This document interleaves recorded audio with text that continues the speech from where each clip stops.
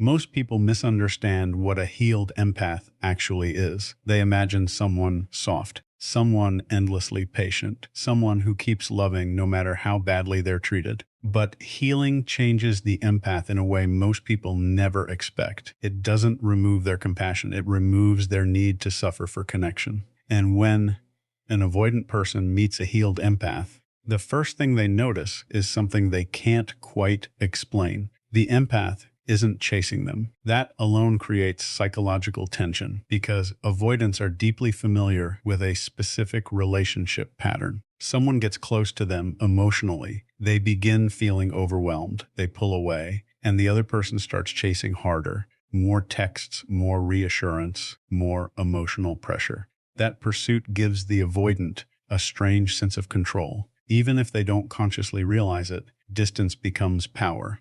But the healed empath doesn't react that way anymore. That's where the entire dynamic changes. The healed empath has already experienced emotional exhaustion. They've already lived through relationships where they overgave, over-explained, and over-sacrificed themselves trying to save someone emotionally unavailable. And eventually, they learn something painful. You cannot heal people by abandoning yourself. So now, when the avoidant becomes distant, the healed empath becomes calm, not cold, not angry, just emotionally regulated. And that calmness unsettles the avoidant more than emotional chaos ever could, because emotionally healthy people are difficult to manipulate unintentionally. The healed empath doesn't panic when communication slows down. They don't beg for validation. They don't force emotional conversations at midnight trying to repair the connection. Instead, they observe, they notice patterns without immediately reacting to them. And for the avoidant, this creates unfamiliar emotional pressure because the usual strategy isn't working anymore. The silence that once created pursuit now creates space. The withdrawal that once created anxiety now creates clarity. And the avoidant starts feeling something they rarely experience in relationships: uncertainty. Suddenly they begin wondering, why aren't they chasing me? That question quietly destabilizes the avoidant's emotional defenses. Because deep down, many avoidants expect people to fight for access to them emotionally. It reinforces the belief that intimacy only exists through emotional imbalance. But the healed empath operates differently. They understand something most people never fully learn. Real love does not require self-abandonment. So instead of trying to force closeness, the healed empath respects emotional distance while quietly evaluating whether the relationship is healthy. That's what makes them powerful. Not manipulation, not detachment, self-respect. And self-respect changes the entire emotional atmosphere. The avoidant starts realizing they are dealing with someone who can love deeply without losing themselves in the process. That combination feels rare, almost intimidating, because healed empaths still offer warmth, understanding, patience, and emotional depth. But now there are boundaries attached to that love, and boundaries are terrifying to emotionally unavailable people. Why? Because boundaries remove emotional access without accountability. The avoidant can no longer disappear for days and expect unconditional emotional availability waiting for them on return. The healed empath no longer romanticizes inconsistency. They no longer confuse emotional confusion with passion. And slowly, the avoidant begins realizing something uncomfortable. The healed empath is completely capable of walking away peacefully, not to punish, not to create guilt, but because inner peace has become more valuable than unstable attachment. That realization changes everything. Because for the first time, the avoidant meets someone who sees their emotional patterns clearly, understands them deeply, cares about them genuinely, and still refuses to lose themselves trying to fix them. And that level of emotional strength is impossible to ignore. Avoidant people spend most of their lives mastering emotional escape routes, not because they're evil, not because they enjoy hurting people, but because closeness feels dangerous to them. Real intimacy requires vulnerability, and vulnerability feels like loss of control. So avoidants become experts at emotional distancing. They delay difficult conversations. They disappear when emotions get too intense. They intellectualize feelings instead of expressing them. They create just enough connection to keep someone close, but not enough to feel emotionally trapped. And with most people, this pattern goes unnoticed for a long time, but the healed empath notices immediately. That's what changes everything. The healed empath doesn't just hear words. They observe inconsistencies, micro behaviors, emotional timing, energy shifts. They notice the avoidant becoming affectionate after distance. They notice the sudden withdrawal after emotional closeness. They notice how vulnerability appears for a moment, then disappears behind sarcasm, silence, or distraction. And the most unsettling part for the avoidant. The healed empath notices these things without reacting emotionally. That calm awareness feels almost threatening, because avoidants are used to emotional confusion, creating noise, argument begging, over-explaining, emotional pursuit. But the healed empath stays emotionally centered. They don't immediately accuse. They don't demand constant reassurance. They don't collapse emotionally every time the avoidant pulls away. Instead, they quietly understand what's happening. And being understood is deeply uncomfortable for someone who survives through emotional avoidance. Because once someone truly sees your patterns, your defenses stop feeling invisible. The avoidant begins feeling emotionally exposed, not judged, not attacked, seen. That's the difference. And being seen can feel terrifying to people who spent years hiding parts of themselves emotionally. The healed empath starts recognizing the truth beneath the behavior. The distance isn't confidence, it's fear. The emotional shutdowns aren't strength, they're protection. The inconsistency isn't mystery. It's unresolved emotional survival patterns, and the avoidant senses that the empath understands this. That realization creates internal conflict, because part of the avoidant desperately wants to be understood, but another part fears what happens if someone gets too close emotionally. So they begin moving back and forth psychologically. One moment they lean in, the next they create distance. One moment they crave connection, the next they feel trapped by it, and the healed empath watches all of it calmly. That calmness becomes a mirror, and mirrors are uncomfortable for emotionally avoidant people because mirrors remove illusions. The avoidant can no longer pretend their behavior is random. They can no longer hide behind emotional ambiguity. They can no longer convince themselves they just need space every time intimacy appears. Now someone sees the deeper pattern underneath it all. And what makes this even more intense is the healed empath isn't trying to control them. That's rare. Most people respond to avoidance with pressure. But the healed empath responds with awareness and boundaries. That combination feels emotionally disarming, because now the avoidant has nobody to rebel against, no emotional chaos to escape from, no controlling behavior to justify withdrawal, no toxicity to point at, just someone emotionally mature enough to recognize unhealthy patterns without becoming consumed by them. And eventually, the avoidant starts experiencing something unfamiliar: self-awareness. They begin replaying interactions in their head, questioning their own reactions, wondering why closeness feels both comforting and terrifying at the same time. The healed empath unintentionally forces emotional reflection simply by refusing to participate in dysfunction. And honestly, that can become overwhelming for the avoidant, because healed people raise the emotional standard without saying a word. Suddenly, the avoidant realizes their usual defense mechanisms no longer create safety.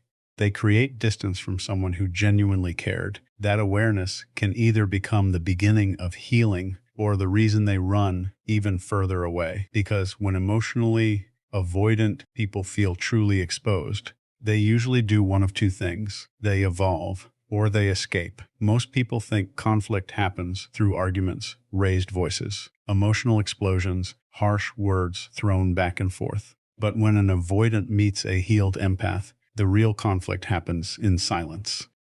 And that silence becomes psychological warfare without either person saying much at all. Because avoidants use silence differently than healed empaths do. For the avoidant, silence is protection. It's an emotional escape route. When feelings become too intense, when vulnerability starts appearing, when attachment begins feeling real, they disappear emotionally, sometimes Physically, too, they stop replying the same way. They become colder, more distracted, more distant, not always because they want to hurt someone, but because intimacy activates pressure inside them, and distance feels safer than emotional exposure.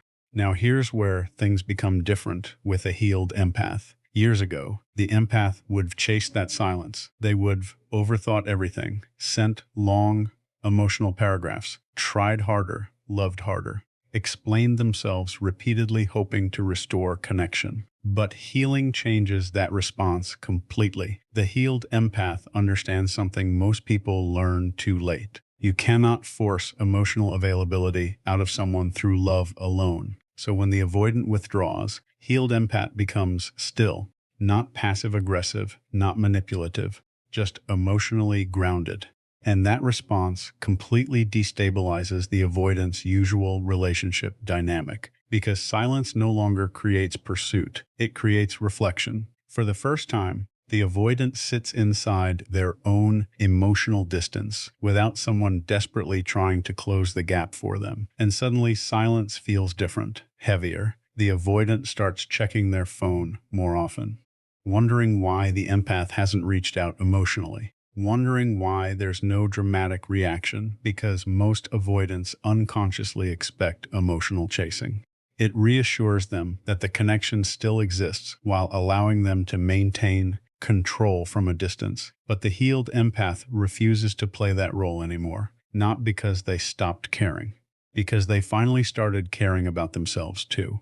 That's the shift. The healed empath no longer sees silence as a challenge to earn love. They see it as information. If someone consistently withdraws instead of communicating, the empath pays attention instead of making excuses. And this becomes emotionally confronting for the avoidant, because silence only feels powerful when the other person fears losing you more than losing themselves. The healed empath no longer operates from that fear. So now the avoidant experiences something unfamiliar. Their absence is no longer controlling the emotional atmosphere. The empath continues living peacefully, continues growing, continues protecting their emotional stability.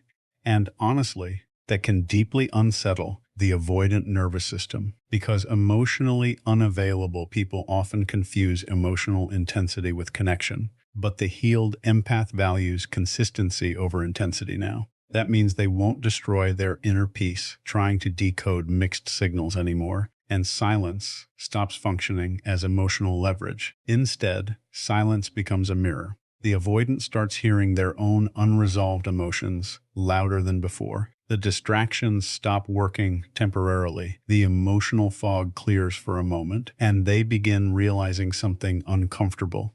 The healed empath was offering emotional safety, not emotional control. That realization hits hard because many avoidants don't fully recognize the value of emotional safety until they lose access to it, especially when the empath leaves quietly. No revenge, no emotional chaos, no desperate final attempt to force love, just distance with dignity. That kind of departure stays in people's minds for years. Because calm endings create reflection, the avoidant begins replaying moments in their head. The patience, the understanding, the emotional steadiness they secretly craved but struggled to receive fully.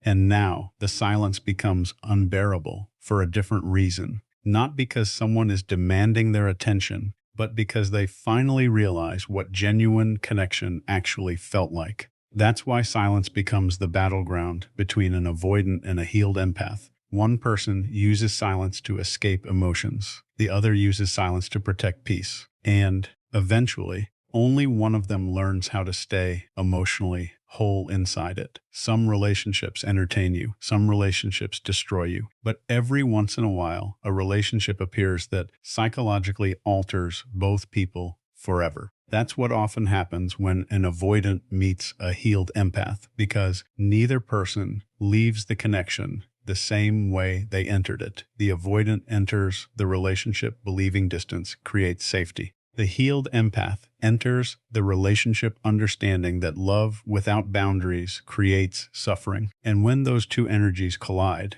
both people are forced to confront parts of themselves they've avoided for years. That's why these relationships feel so intense, not because they're always toxic, but because they expose emotional truths neither person can easily ignore.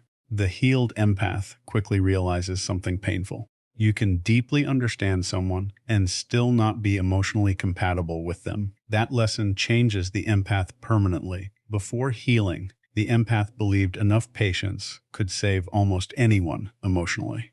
They confused emotional sacrifice with love, endurance with loyalty, self-abandonment with compassion. But the avoidant unintentionally teaches them a brutal truth. No amount of empathy can heal someone who runs from intimacy itself. And once the empath fully understands that their entire relationship pattern changes, they stop trying to rescue emotionally unavailable people. They stop romanticizing inconsistency. They stop translating bare minimum effort into hidden love. Instead, they begin valuing emotional reciprocity, peace, consistency, safety. And that shift becomes powerful. Because healed empaths don't lose their depth. They simply stop giving unlimited emotional access to people who refuse to grow. Now on the other side, something equally intense happens to the avoidant. For many avoidants, the healed empath becomes the first person who truly saw them without trying to dominate them emotionally.